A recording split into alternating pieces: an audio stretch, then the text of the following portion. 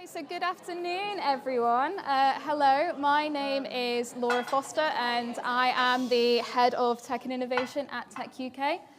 Essentially, what that means is it's my job at techUK to look after a whole array of emerging and transformative technologies, which, for the purpose of this afternoon's discussion, does include quantum as well.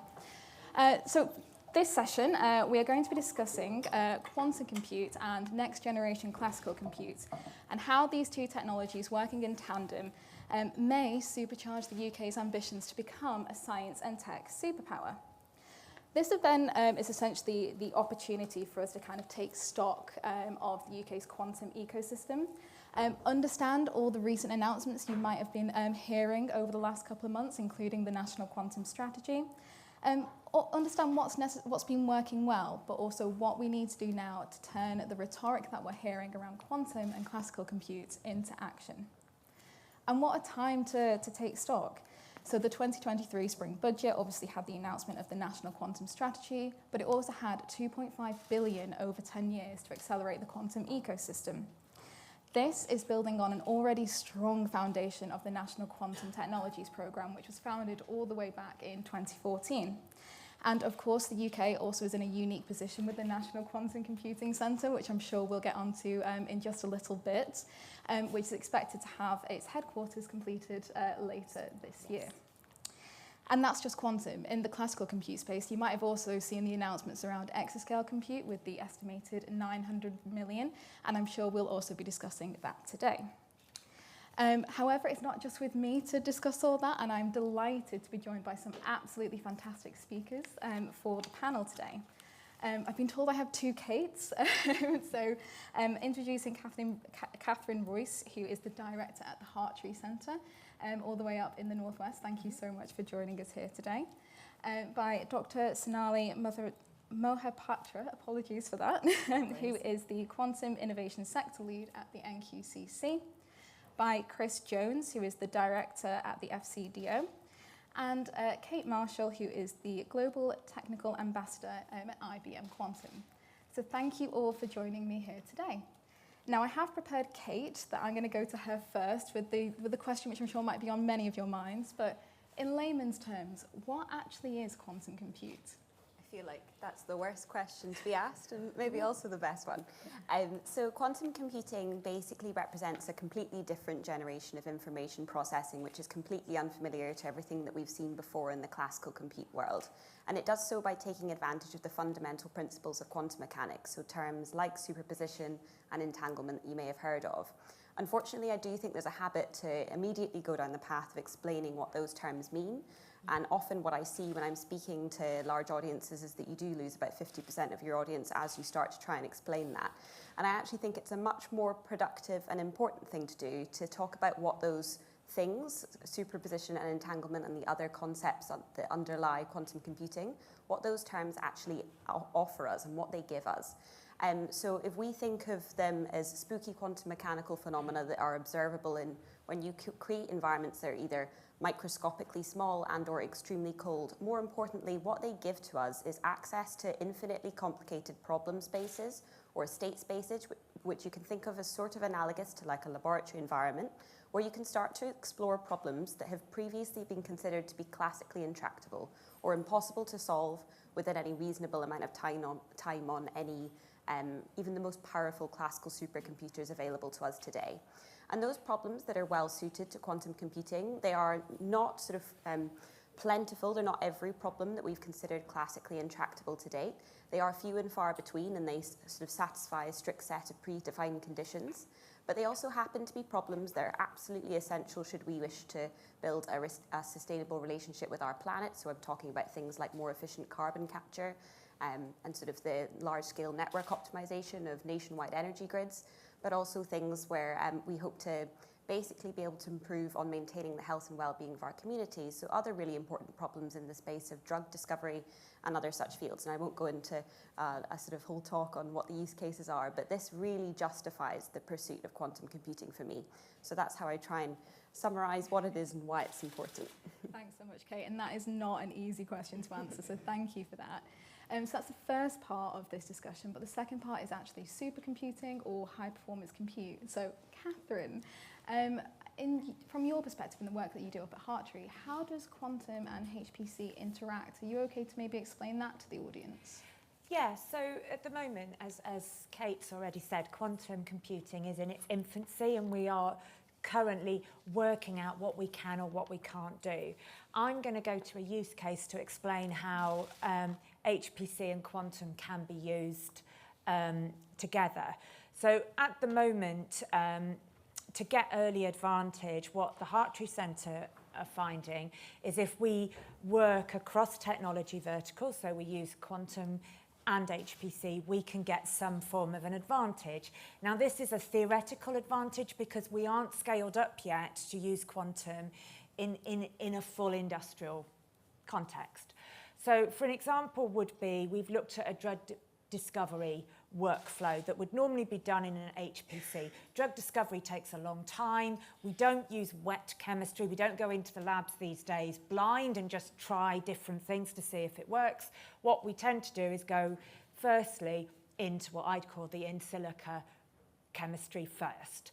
So what we found was when we took away one kernel or one element of that workflow and put that into a quantum machine and then got it to look at, and we trained it as a machine learning kernel, and we trained that, and then we put it back into the classical drug discovery workflow, looking at COVID. We trialled it out on a COVID drug because we've all worked on COVID. Everybody sort of knows what drugs will work now and what won't. We found that if we had used quantum, we would have been able to predict the right molecules far better and more accurately than if we had just used classic compute on its own. Now, this is in a theoretical context. It's not in a full working context, and this was work we actually did with IBM as we have a partnership at Hartree. So that's where we're seeing it at the moment. And at the moment, we're looking at what do we do. It's the same in classic compute with GPUs and CPUs. We're hearing a lot of talk about what should we use. You use GPUs and CPUs for different things.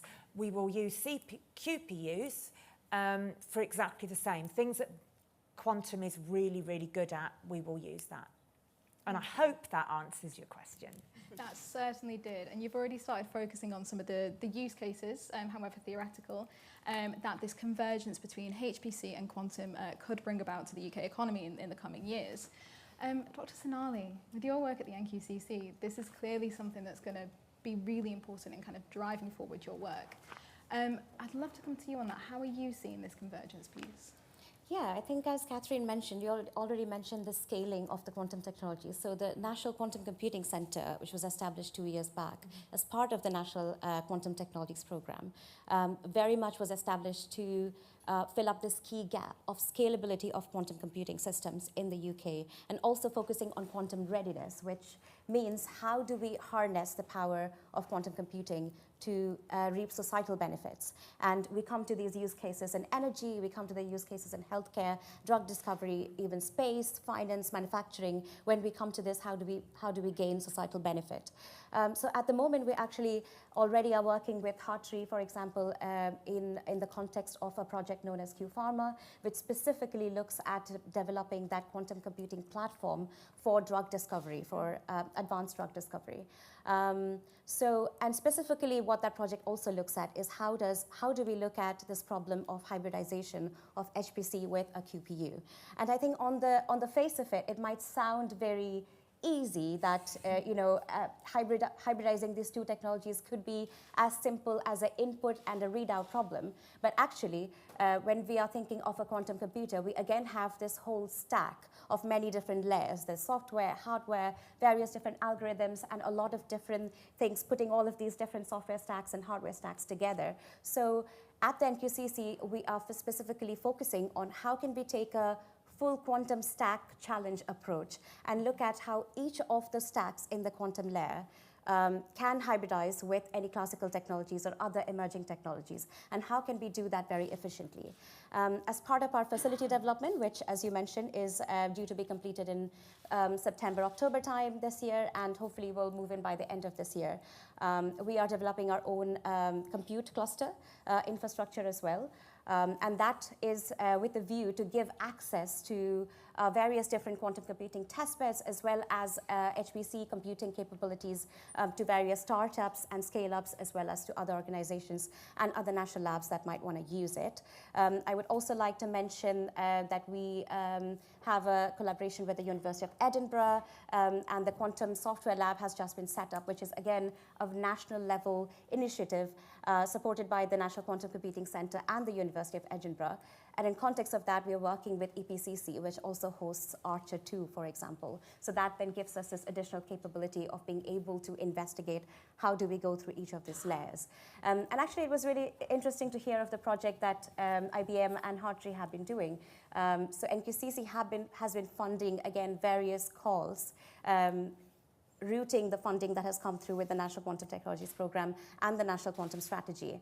And through some of these calls, for example, I'll pull out a similar example as Katherine did. So we specifically looked at a project working with Capgemini and GSK, and they were leading the project. So the focus is very much on the projects being industry-driven and user-specific, so that it is actually targeting industry pain points, actual real use cases. And we are building up that understanding of the use case library.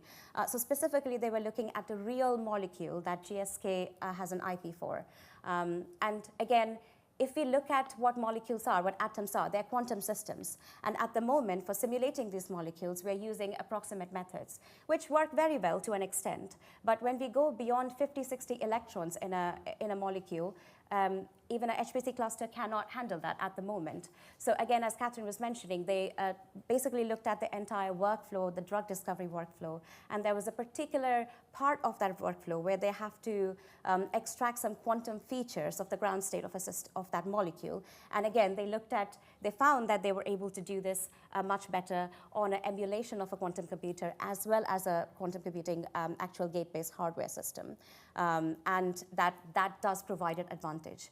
But beyond that, these early stage experimentations with quantum systems that are now online, they're not at the commercial level. They're not something that we can get an advantage out of right now. But what we can do is build up that understanding of how does this problem scale as the problem size gets bigger?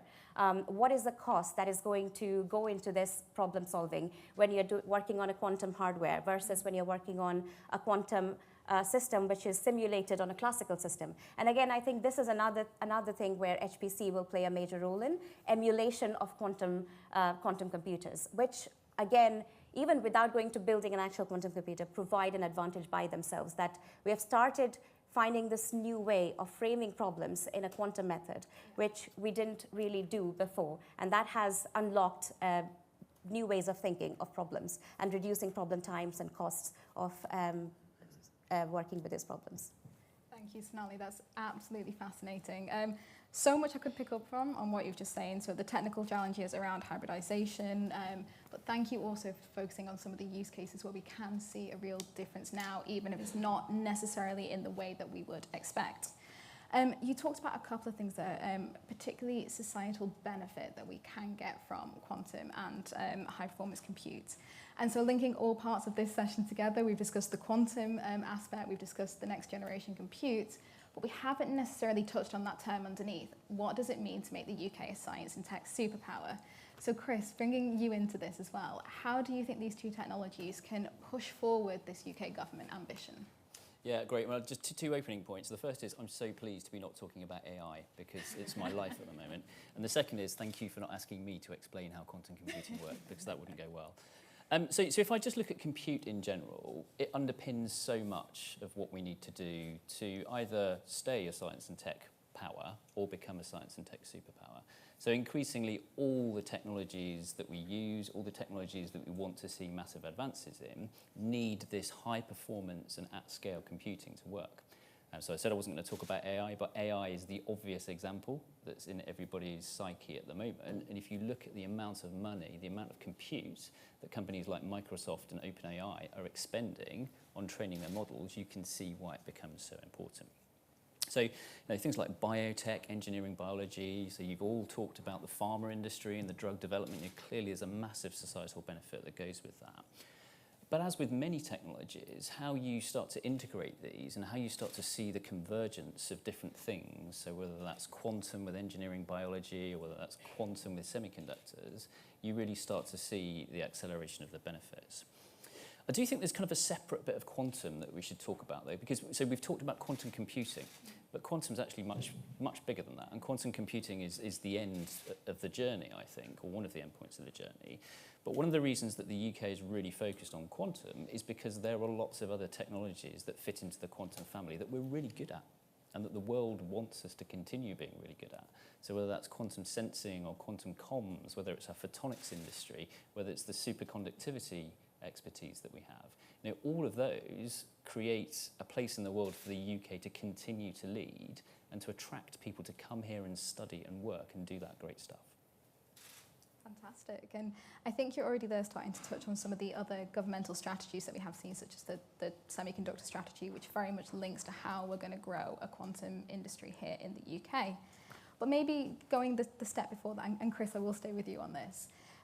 The two government announcements that we've had, the National Quantum Strategy and the Future of Compute Review, a lot of money attached to them for some very formidable technologies which could revolutionise UK tech sector. What do you think these strategies have got well, and is there anything you think we should have further clarification on? Yeah, thank you. So asking the government official in a public forum to say what we've done well and what we haven't done well is a great question to ask. So look, my opening gambit on all of these strategies is that they are not fixed. So they're written at a point in time, and the trick with any good strategy is to update it as the world changes around you. And that is no more the case than with semiconductors or the AI white paper or the high performance compute review. All of these things need to be evolved over time. So look, I will focus on the things that they've done well. The thing they've done well is they have shown that government can write credibly on it. They have shown that government can put a significant amount of money behind doing these things. But I think we have to be really careful to benchmark that against the size of the UK versus the size of some of our partners around the world is the best way to describe it. And we don't have the economy that can compete with some of those countries. So I think in those senses, they've actually made a real difference and they've got people focused on it. The trick, as with any of these things, though, is how we deliver it and how quickly can we bring that to bear, and how can we make sure we bring the commercial world with us. Because as with all of these things, government can write a great paper, but all the really hard work is going to get done by the commercial sector. So how do we improve that relationship between those two, between government and the private sector, to ensure we can actually deliver on that and spend the money on the most effective things? Thank you. And I apologise, I know that is a bit of a difficult question. So maybe going to Hartree then. So these two strategies, they're going to affect the work that you guys have got planned. What does this mean for Hartree? Well, for Hartree, what was great about both the strategies were that our working closely with industry was really well recognised within both of them. So we feel that our position has been strengthened and that we need to carry on with the public-private partnerships that we have been working so hard to do. I think the other key thing for Hartree is around pre-exascale for industry. So what I'm interested in is, we've talked about HPC, so this is exascale is the next level of compute power that we're all talking about at the moment. But how is industry going to use that? Now, we don't need to have a full exaflop machine to be able to do that. We are purchasing an accelerated HPC, so this is how you configure the HPC to do exascale, so that we can try out software for industry to show how that would work. And then once we've got that sorted, once we've done it at that scale, we can start pushing forward to the exascale type machine. So I think that's where Hartree is. I think the other thing that Hartree's doing off the back of both reviews is really looking at our training program. We train mid-career, so we have understood within Hartree that there's some fantastic training for PhD students and postgraduates. But what there isn't in the UK is training for all those of us who, when we did our degrees, the word AI hadn't even hit anybody's knowledge. And actually there's a lot of us in the workforce now that are needing to reskill. I mean, I always joke because I'm actually a geologist and I have professor at the beginning of my title, but it's actually a professor of geology, not of high performance compute. But I have retrained to be an expert, as most of us in the audience will have to at some point in our careers. And so that's something else that we will be pushing forward in Hartree. Let's stay on that theme of training, because it is both pervasive in the Future of Compute Review and the National Quantum Strategy, how important it's going to be to upskill people, to be able to access quantum compute, to make sure that access isn't just for people who have PhDs or beyond. We need to make sure this technology is accessible as possible. So I know IBM do a lot of work in this space, and I'd love to come to you in just a moment. But Sonali, the NQCC, you've got lots of initiatives in this space. Yeah, as you mentioned, it's one of the key pillars of NQCC within the National Quantum Strategy. And we do have full-time officers, again, on this pillar, focusing very much on understanding the skills and training landscape. What are the requirements right now in the UK economy? And I think it's very well recognized that we do have that skills and talent shortage, and we would have to reskill. We would have to make sure that specifically what, again, Kate mentioned, having that mid-career retraining for professionals to be able to come from your sectoral, sector-specific work and then integrate quantum computing into your business processes, and perhaps even upskilling and reskilling organizations themselves in order to become operationally independent at some point to have integrated quantum computing into their stack. Under this, we have had 2 courses which are already out there. So we work with the University of Bristol for a 6 weeks kind of rigorous quantum training program, which is a bit more focused on people who actually have some sort of a technical background but want to have that jump off to start into quantum and get some of that rigorous training in quantum to be able to start developing algorithms, for example. And we also have one dedicated towards, specifically targeted towards professionals who want to then transfer over to quantum. And this is with Q Control. The course is known as Black Opal, and that's an online course which is self-paced. It's very, very visual, and I've done it myself, and I find it really, it works really well with you know, the kind of time that you get as a professional already working in the industry, and you won't be able to dedicate a fixed amount of time every single day, perhaps. So, but we also have many more initiatives similar to that coming up. At the same time, we think it's very critical that we bring the public along with us to develop that understanding of quantum. And so we also invest a lot into our outreach and engagement mechanisms as well. And we again have full-time officers working on outreach strategies, working on delivering outreach events, working together with schools, as well as undergrad colleges, as well as universities nearby where we're working, but across the UK as well. And in fact, maybe this is a good time to say that we actually have our hackathon coming up, 2nd annual hackathon coming up at the end of July. And last year we found that was very well received, and that we got feedback that was really, really useful to have upskilled people with that 2 weeks of training prior to coming to the hackathon, and then having NQCC application engineers as well as mentors from industry really available in person right there with your team to be able to help you upskill right there. And then people were already writing algorithms by the end of the hackathon. So our use case, invitation to submit use cases is still open if people want to get in touch from the industry, and it is open to any sector. Amazing. You guys do so much, and you still somehow find time to join us on stage here today. You also have the Spark program as well, so yes. Which is more about taking industry on this journey, right? Yeah. So Spark is our flagship program, flagship user engagement program, and I was mentioning that ever since the inception of the National Quantum Technologies Program, be it quantum computing or be it other areas of quantum technology such as sensing, cybersecurity, as quantum atomic clocks, and so on, specifically within National Quantum Computing Center, we have had always a focus on making sure that it is industry driven. The problems we are solving are industry pain points which have been brought to us by experts in the industry who understand their sector very well. So the Spark program basically aims to support that user journey, starting from awareness of quantum computing to identification of use cases, some low-level use cases that we can start working on right now, and then assessment and validation of those use cases, to then going towards where an organization becomes operationally independent. And hopefully we'll be working on use cases and gaining and demonstrating quantum advantage going forward into the future.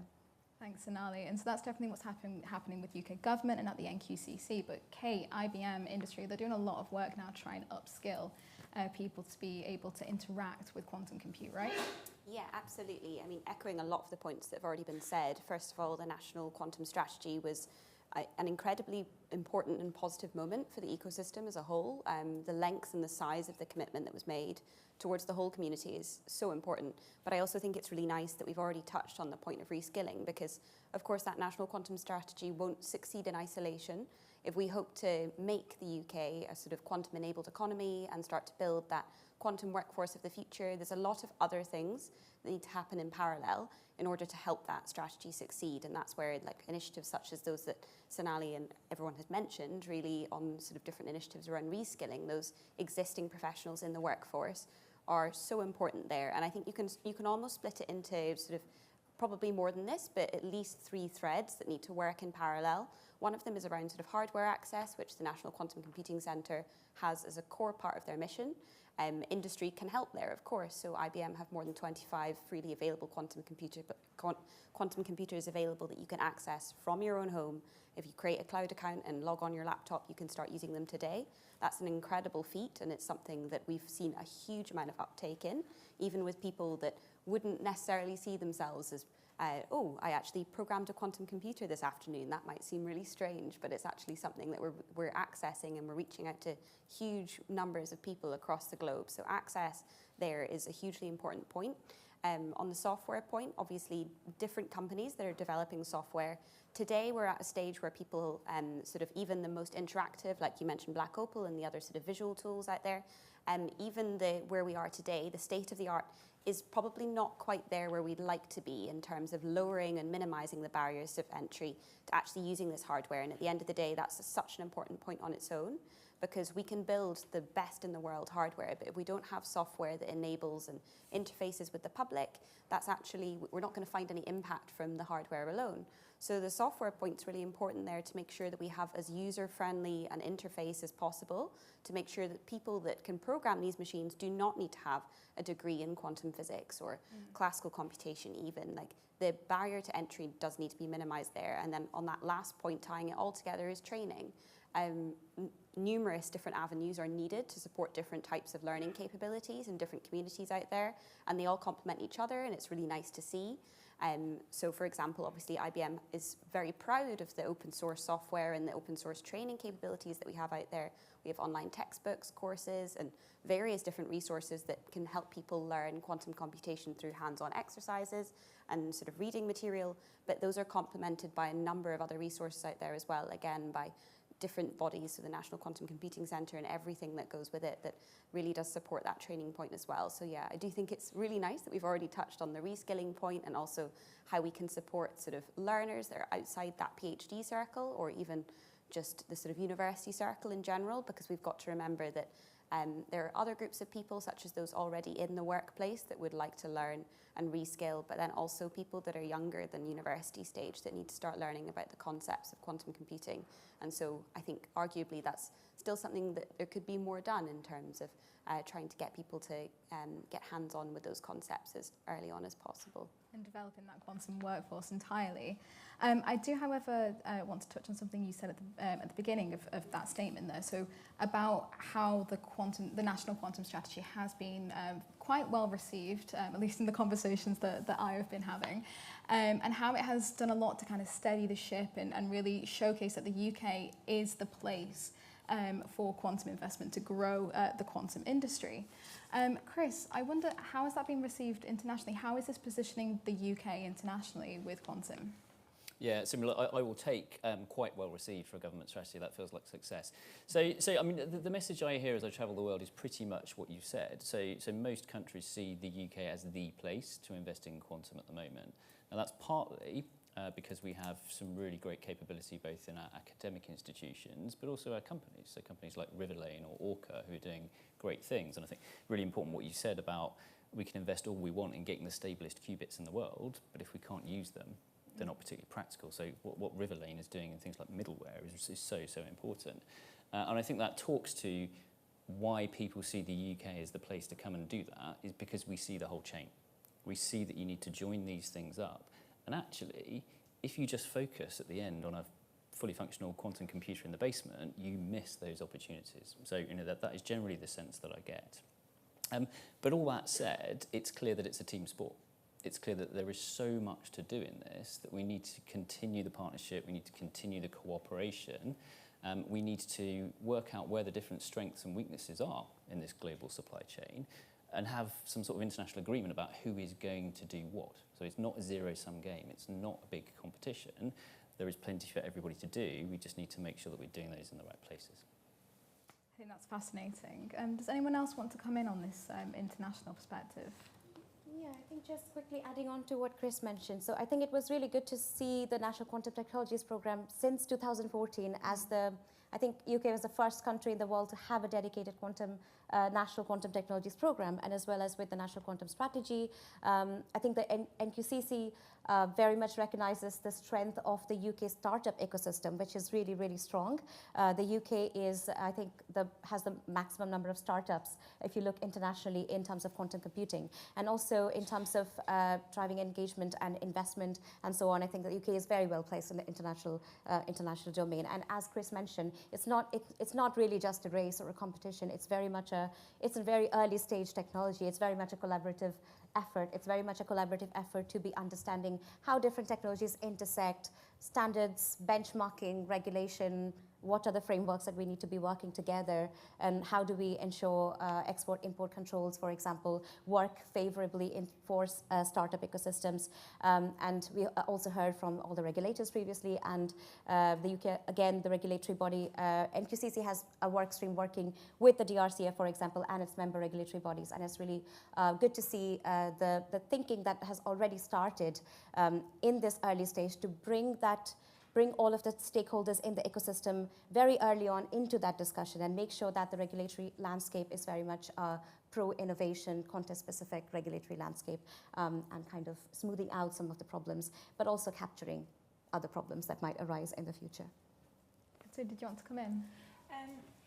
I would also add to that is that as well as looking at startup community, which is really important, it's also about helping our global internationals move into quantum as well. So the work that we've been working on with Unilever, with Rolls-Royce, particularly as big companies based in the UK that need to get to grips with this new technology as well is incredibly important. So it's trying, as we've all said, that full spectrum across. And I really like the point that colleagues are making here, that exascale compute and quantum compute will not work unless we have software applications. So one of the things that the UK is particularly strong on is the development of software applications. And it is no point just building one part of it, and that's, as Chris has said, without pulling up the rest of it. And that I think is critical for us to be considered a global superpower in this type of regime. Perfect, thank you. Sorry. Yeah, I'd love to sort of tie that together as well. I mean, all of the points there I think are so important in terms of we have to remember this is the first time that we've had a sort of complete breakaway or a new branching off of how we think about computation. And with that, there will be a huge wealth of problems we don't even know about yet. But in terms of even the supply chain of how we're going to build a global economy that can support sort of quantum computing on a global scale, there's areas where obviously the UK are already showing and demonstrating strengths in. So we've heard already about the incredible startup ecosystem that we have in the UK, and specifically the organic growth and the organic talent that's emerging in quantum software. But there's a whole breadth of supply chain problems that we could feed into there and that we could excel in. And I think you do need some sort of international coordination to work out who's going to do what.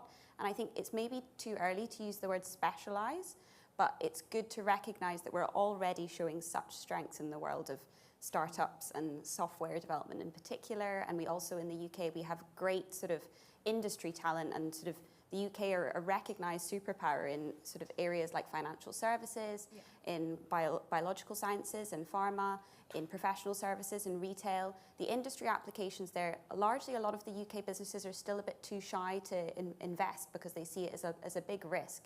But if the UK want to see themselves as a sort of international power in terms of developing applications, those are areas that we already have so much experience in, and it's those people with that industry experience that we're going to need to feed back into the quantum computing ecosystem so that we can find real value for real people. So I think there's just wanted to add to the already incredibly important points that everyone's mentioned around how we can play to our strengths here, because we already have shown some strengths, but also make sure that we're working with the global community to make sure that this new ecosystem is something that we are playing a very important role in.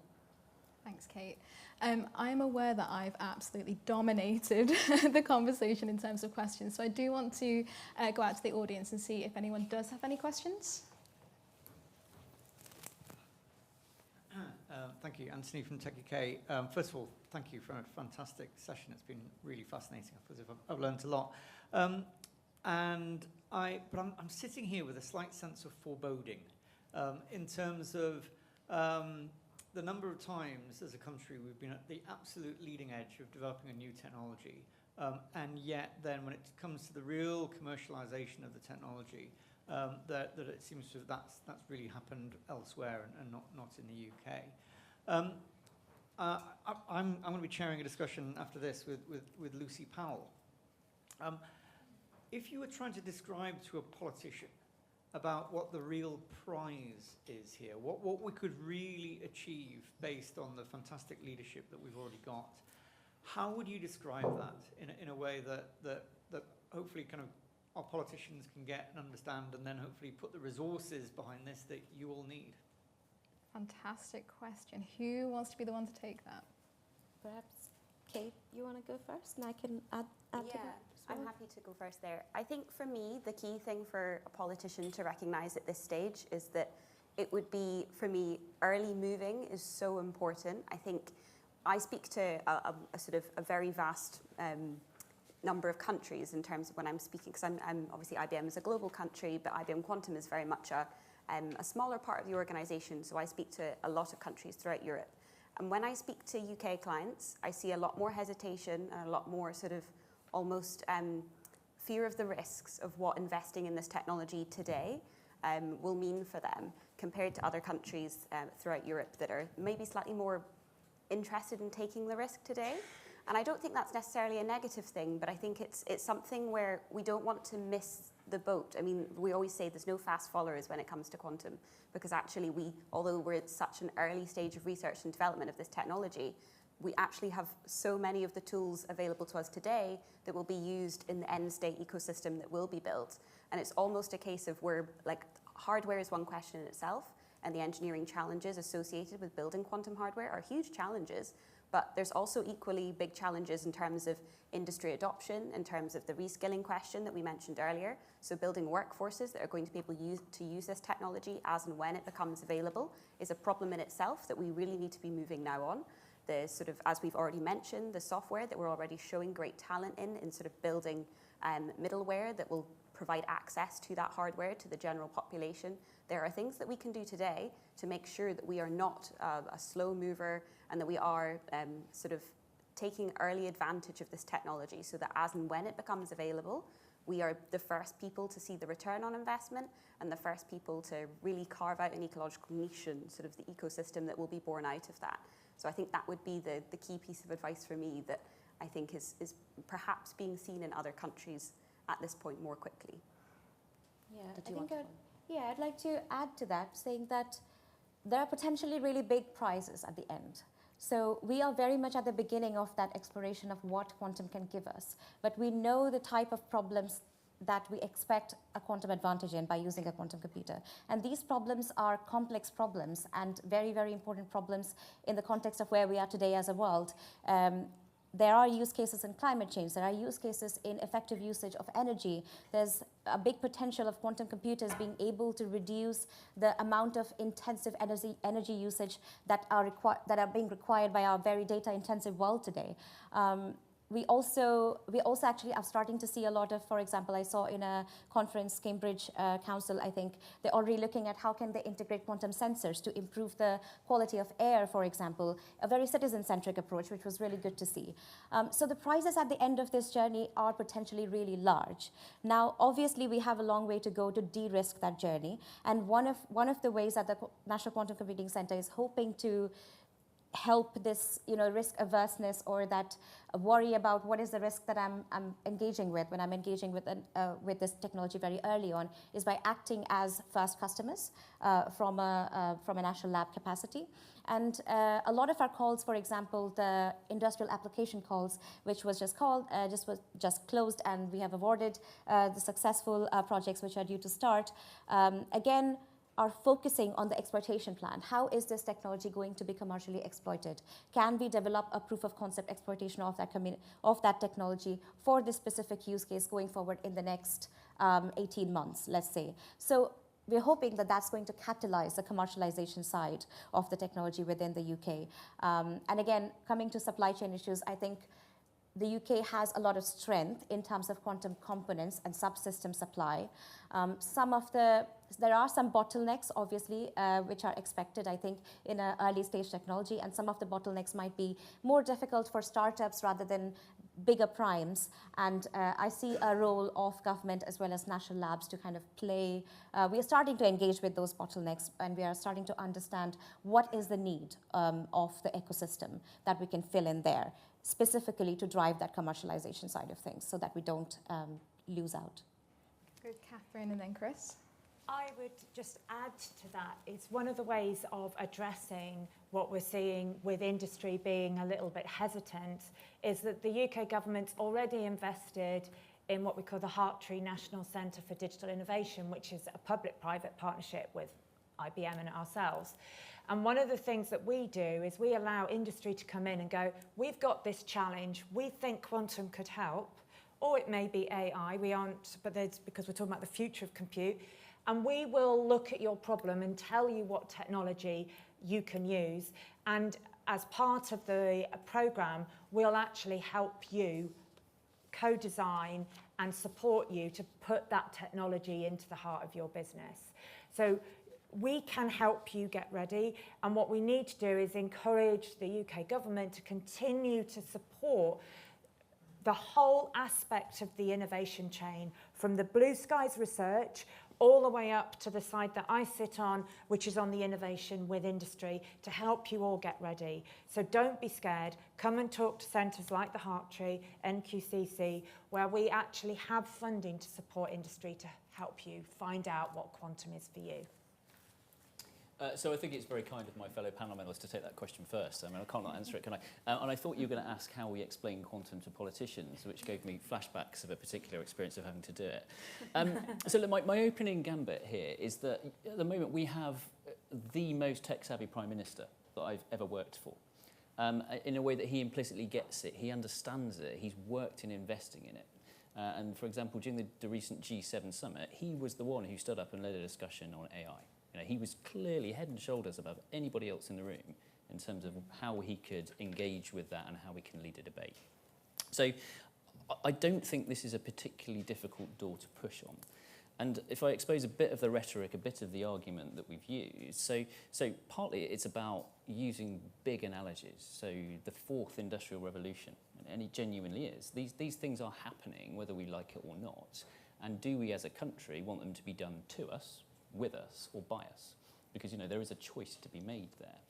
And whichever one of those options we choose determines what actions we take. And there will always be risks. So the big risk that I suspect everybody in this room is looking at is how do we stop Silicon Valley coming in and buying the technology that we've developed really hard here? So we've got to be alive to that. We've got to work out how we make it operate. We tip the balance in our favour, because people have learned lots of lessons from the DeepMind experience that we don't want to kind of continue with. But all that said, as a government, there is a set of trades to do. So if we put all the money into these things, we are not putting it into something else. So there is a balance to be made. But in terms of the argument, that's the one that works. That is about, genuinely, what is your place in the world? Because these things will define your place in the world. So I think we are pretty much to time, but there was one more question over here, if it's a quick one. Stefano Nicoletti, BT, perhaps a bit left side to this audience. You're talking to the benefits of global cooperation, but what we read in the press is an increasing fragmentation, particularly, I'm thinking, relationship US-China on chip makings. And if we imagine 5 years down the line that this is going to get worse, perhaps, I'm thinking chip wars, is it going to impact this environment where you're operating? And if so, how? What do you think? Yeah, so let me come directly on that. So I think what we can say with a high degree of confidence is whether it's about semiconductors or whether it's about something else, the world is increasingly unstable and the geopolitical situation is much more variable than we'd like. But I think that talks to the role of the UK. So we're not the US, we're not China. We are not in a technological Cold War.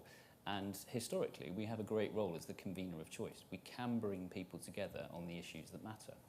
And I think that's really important, particularly around things like how do we align on quantum, protect ourselves globally from the risks, how do we look at the opportunities of AI. And there's a set of conversations that can be had which rise above some of those national geopolitical tensions, should I put it. It doesn't matter what your value system is in the country in which you live. Those values are important to you and you want them to be protected. You don't want them to be undermined. So how do we lead that conversation?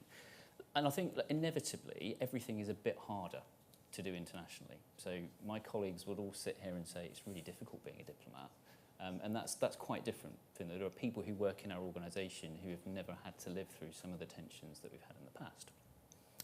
But that doesn't mean it's impossible. It doesn't mean we should give up. It just means the role that we have is even more important than it ever was, so we need to discharge it well. Thank you. We are very much to time. I'm getting the looks from across the side of the room. So I want to give each speaker 10 seconds just to round up what is the final message you would like to leave the audience with today. And Dr. Sonali, I will start with you if that's okay. Yeah, no problem. I think one of the key pillars that perhaps I haven't touched on is a responsible research framework and responsible innovation. So it is very much a priority focus for the NQCC, and I think just in context of all the AI and chat that has happened before and all the panels that have spoken, I think it's good to recognize that we are early on engaging with responsible research frameworks. We have Dr. Natasha in the audience, who is a full-time officer working on that framework within the NQCC and collaborating with various different stakeholders. We have a roundtable coming up, which will be hosted by techUK and collaborated by the NQCC, looking at exactly how can we look at what does a startup as well as a scale-up community need with their limited resources to be able to make sure that they are being able to follow a kind of responsible quantum framework for their work. Yeah, I think we are also very much looking at and following the public discourse in terms of AI and ethics around AI, and how do we look at the applications of AI and the dangers and the as well as the positive sides of this impact. And we are hoping that that will be feeding into all of our strands of work as well. And so I'll just leave with a message to invite anyone, whoever wants to have a chat with us in terms of any of these different strands of work, in terms of understanding how quantum can impact your organization or how you can integrate quantum into your business processes. Please feel free to drop us a line or say hi. Thank you. Thank you, Dr. Sonali, and thank you so much for joining us here today. Quickly, Katherine. I would say that digital technology is here to stay. There is a continuum between AI, HPC, so high performance compute, and quantum. There are huge advances happening. Yes, technology can be used good and bad. We can't stop that. But if you come and jump in, find out about it, get knowledgeable, you'll be starting to ask the right questions to the technology providers that are out here. There's lots of training courses available. There's lots of people to talk to. Quantum is moving faster than any of us thought was possible. I don't believe that we're going to jump off the hype curve any soon. It is really racing ahead, and thanks to a lot of my colleagues here today. So just go with it and come and talk. Yeah, I would say, echoing those points again, just don't be intimidated by quantum computing. I think be inquisitive and be bold and start learning about it, and don't be turned away by what can sometimes seem as quite an exclusive community of people that you need to have certain credentials to get involved with. At the end of the day, if we do our job well enough, anyone should be able to use these machines. That's what we're here for. So do be bold and start thinking about the questions of what does quantum mean for me, my business, me personally, my industry, and start knocking on the doors of places like Hartree and the NQCC and even IBM to ask, what is the industry impact? What does this mean for me? That would be my closing point. So quantum is really exciting, it's really hard, but it's got huge potential. Government cares about technology a lot, so please come and work with us on it, because you're the experts and we're not, so we need that partnership to work. Thank you. And thank you to our audience for just sticking with us whilst we overran just ever so slightly. I would say from this conversation, the future of quantum is incredibly bright, and it can be very bright here in the UK, but this is just the start of the conversation. At techUK, we have a whole quantum commercialisation campaign. We also have a quantum working group. Please don't hesitate to get in contact if it's something that you would also like to get involved in. All that's left for me to say is thank you once again to our absolutely fantastic speakers for educating us all on what quantum is and what potential it can bring to the UK. Thank you.